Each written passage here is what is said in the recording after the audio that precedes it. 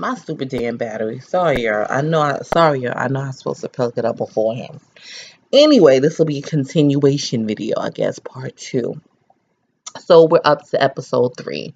Genuine has left the building, and everybody is all quiet and disgusted at what's going on. And yeah, that's basically what's going on. JD have a conversation with his daughters about what Brianna did as far as the text message goes, and he chastised a little bit, but he didn't go in on her like he really.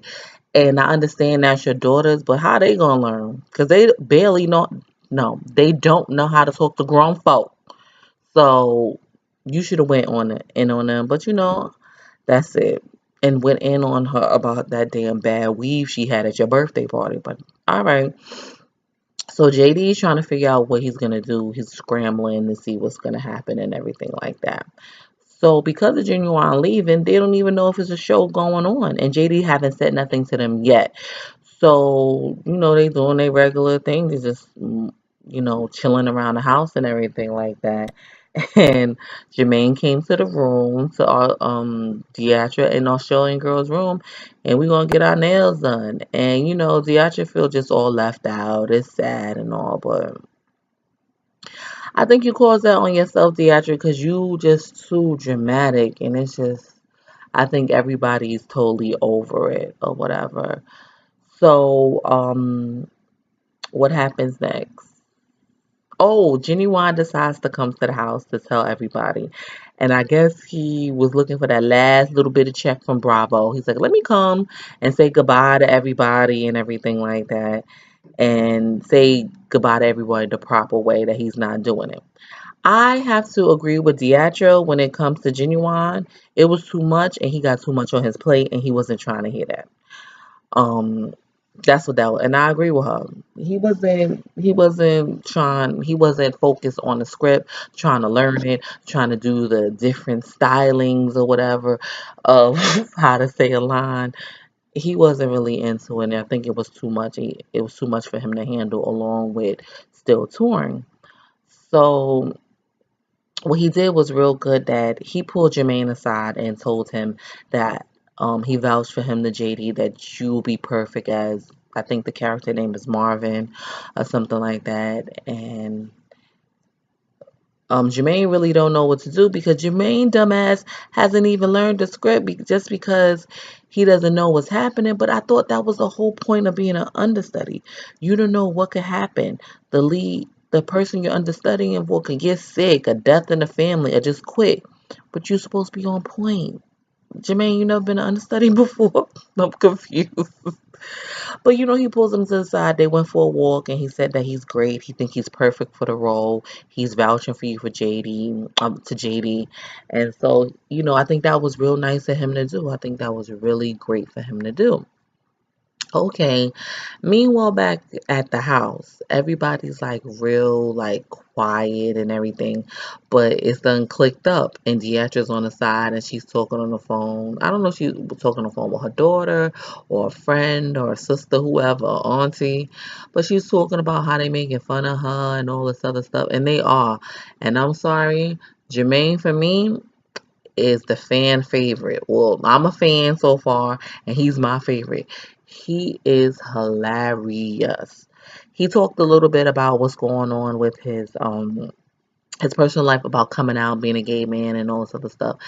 And that seemed like so. It seems so like cliche, not to make it seem like harsh, but it seems so real that that's what happens. Like as a gay man, he hide, crying, but would laugh. That's why he's so outrageous and so openly gay and flamboyant. It hides the tears basically. And I thought that was a real moment with him. I really like Jermaine. I really like him or whatever. But he needs to get his shit together and learn and buckle down and learn that script or whatever. So, I think they had to, or they were back at the little stage, the little improv, little theater they was in, and he brought in a choreographer. Oh, I said it right. And I don't know who the fuck this lady is. I ain't never heard of her. I don't know why he didn't get my girl Boom Cat. I don't even know who this woman is, but she's like, oh, she worked with Mary J, and I don't know.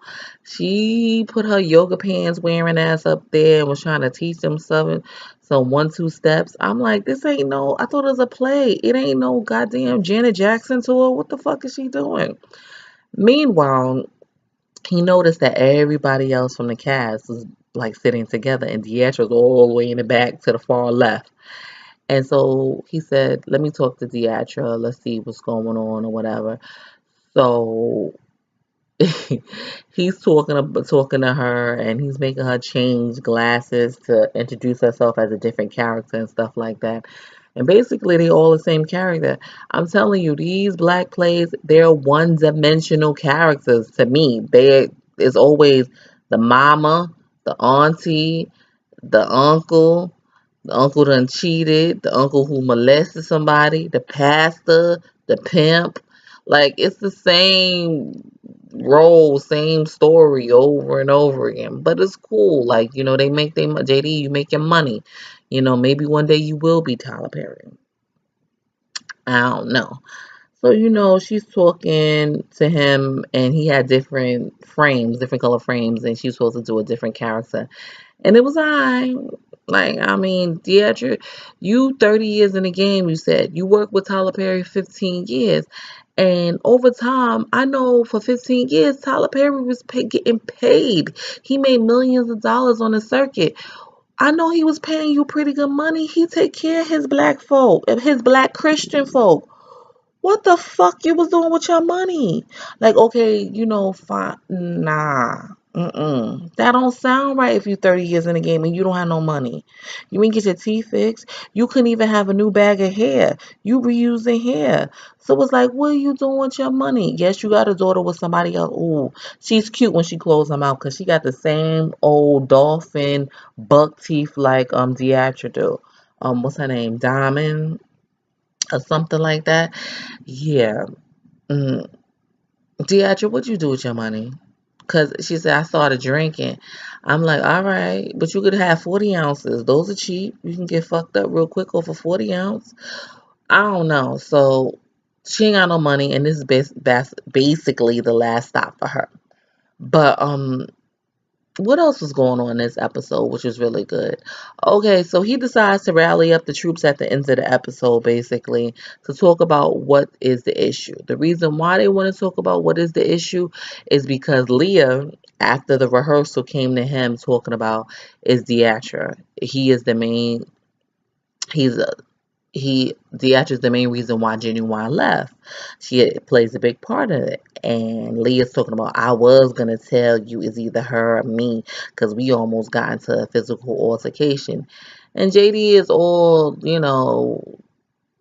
distraught and disgusted about what's going on because he needs to know what to do with Deatra. That's understandable. But you created, if these bitches haven't gotten it together in 20 years, what makes you think they were going to get it together for this? Yes, it's her last stop or whatever, but they got some old shit brewing. And of course, it's going to erupt in these type of situations. You got them living together and shit, and they do not like each other. They got the same baby daddy. They do not like each other. So yeah, after Leah, he decides to also speak to Deatra at his office to see what's going on or whatever the case may be. And she told him, like, it's not because of me, it's because he ain't learning his lines and stuff like that. He got too much of commitment on tour. He don't want to commit to this shit. It's a lot. And like I said, I agree with Deatra. Also, she was telling him like what's going on in the house. I think she's still pissed off that she ain't got no song or more lines, and I understand that because she's absolutely right. The black Christian folk want to hear her sing, and she do need a song. And she's flat out told him, "Listen, am I fired? What's up? Yeah, I need this shit. I got bills to pay. I gotta get this credit score back up. What's up? Am I fired?" And he was like, "No, or whatever." But I guess she needs to be on her toes and get her shit together with. I don't know. So he has a meeting at the house. He has an office in his house, and everybody's crowded around, and they talked about what's happening, what's going on.